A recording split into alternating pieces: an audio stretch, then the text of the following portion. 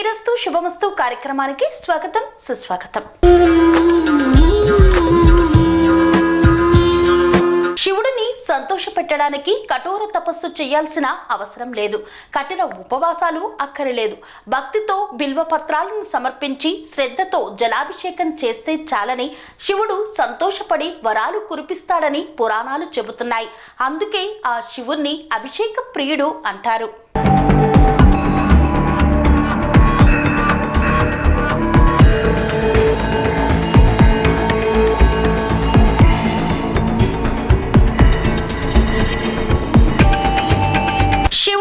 అభిషేక ప్రియుడు అని పిలుస్తారు. శివుడి అభిషేకానికి పాలు, తేనె, పంచామృతాలే కాదు పవిత్ర జలం కూడా అత్యంత ప్రాధాన్యత కలిగి ఉంటుంది.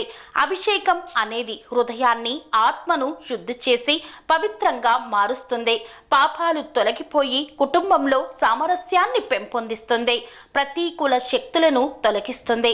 ప్రకృతి వైపరీత్యాల నుండి రక్షించే శక్తి శివుడికి చేసే అభిషేకానికి ఉందని భక్తుల యొక్క నమ్మకం.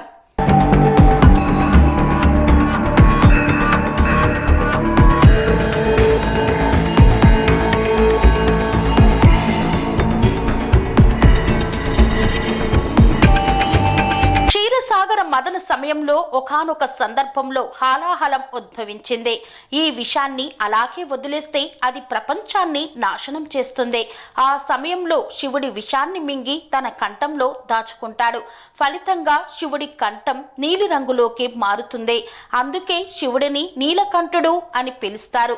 అయితే విష ప్రభావాన్ని తగ్గించేందుకు దేవతలందరూ కలిసి ఆ సమయంలో శివుడిని నీటితో అభిషేకం చేస్తారు. అప్పటి నుండి శివుడి పూజలో అభిషేకానికి ప్రాముఖ్యత ఏర్పడింది. శివుడిని ప్రసన్నం చేసుకునేందుకు శివలింగానికి పవిత్ర జలంతో అభిషేకం చేస్తే చాలని చాలా పురాణాలు చెబుతున్నాయి.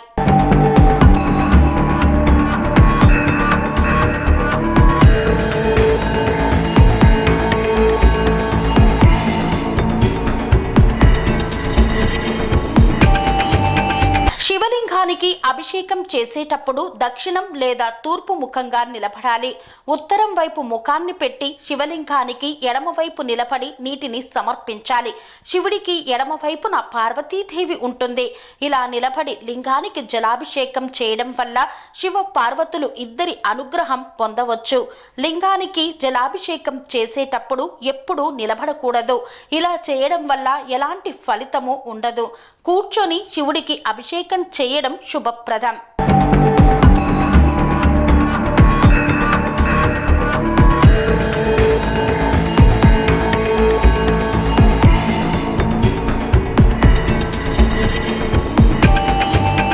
జలాభిషేక సమయంలో ఉక్కు లేదా ఇనుప పాత్రలో నీటిని తీసుకోకూడదు. ఇది శుభప్రదం కాదు. రాగి, కంచు లేదా వెండి పాత్రల్లో మాత్రమే నీటిని తీసుకొని శివలింగానికి అభిషేకం చేయాలి. పాలాభిషేకానికి మాత్రం రాగి చెంబును ఉపయోగించకూడదు. శివుడికి నీటితో అభిషేకం చేసేటప్పుడు నీటి ధార ఎప్పుడూ విరిగిపోకూడదు. సన్నటి ధార అయినా సరే ఆగకుండా ప్రవహిస్తూనే ఉండాలి. శివుడికి జలాభిషేకం చేసేటప్పుడు శంఖాన్ని ఎప్పుడూ ఉపయోగించకూడదు. పురాణాల ప్రకారం శివ పూజలో శంఖం నిషేధించబడింది. శివుడు శంఖచుడ్ అనే రాక్షసుడిని సంహరించాడు. ఆ రాక్షసుడి ఎముకలు శంఖంలో భాగం కనుక శివ పూజలో శంఖానికి స్థానం లేదు.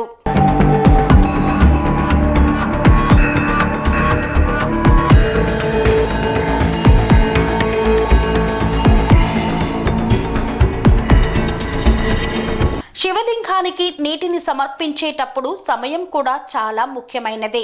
ఉదయం 5 గంటల నుండి 11 గంటల మధ్య లింగానికి జలాభిషేకం చేయడం ఫలప్రదంగా భావిస్తారు. సాయంత్రం పూట లింగానికి నీటిని సమర్పించడం వల్ల ఎలాంటి ఫలితం ఉండదని విశ్వాసం. శివుడికి జలాభిషేకం చేసేటప్పుడు నీరు చాలా పవిత్రమైనదిగా ఉండాలి. నీటిలో ఎలాంటి పదార్థాలను కలపకూడదు. శివలింగానికి జలాభిషేకం చేసేటప్పుడు తప్పకుండా శివ మంత్రాన్ని జపిస్తూ నెమ్మదిగా నీటిని సమర్పించాలి.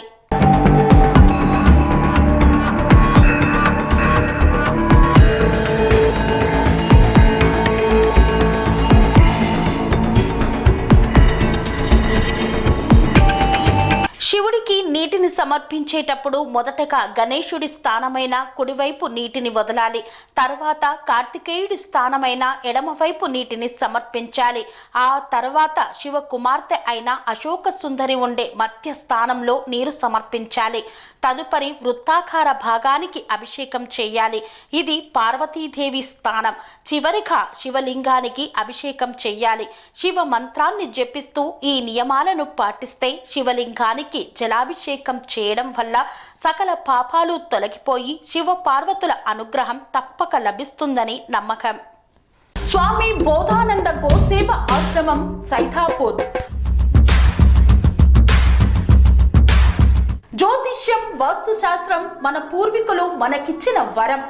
దుర్గాదేవి, కాలభైరవ ఉపాసనతో వాక్సిద్ధి పొందిన శ్రీ శ్రీ బోధానందగిరి స్వామివారు మీకు ఎలాంటి సమస్యలున్నా, వాటిలో ముఖ్యంగా ధన నష్టం, ఆరోగ్య నష్టం, భార్యాభర్తల మధ్య గొడవలు, ప్రేమించుకున్న వారు దూరం అవడం, ఎన్ని సంబంధాలు వచ్చినా పెళ్లి ముడి పడకపోవడం, రోడ్డు ప్రమాదాలు, అప్పుల బాధలు, వ్యవసాయంలో నష్టాలు, పెద్దల మాట పిల్లలు వినకపోవడం, ఆరోగ్య శాంతి, గృహశాంతి, మనశ్శాంతి లేకపోవడం, ఇలాంటి సమస్యలు ఉన్నట్లయితే ఒక్కసారి స్వామీజీని కలవండి.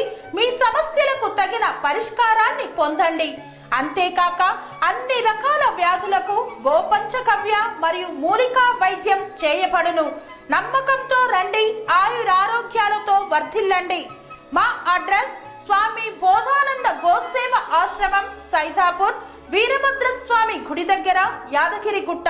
సంప్రదించవలసిన నెంబర్ 9849213754 మరియు 9618034138.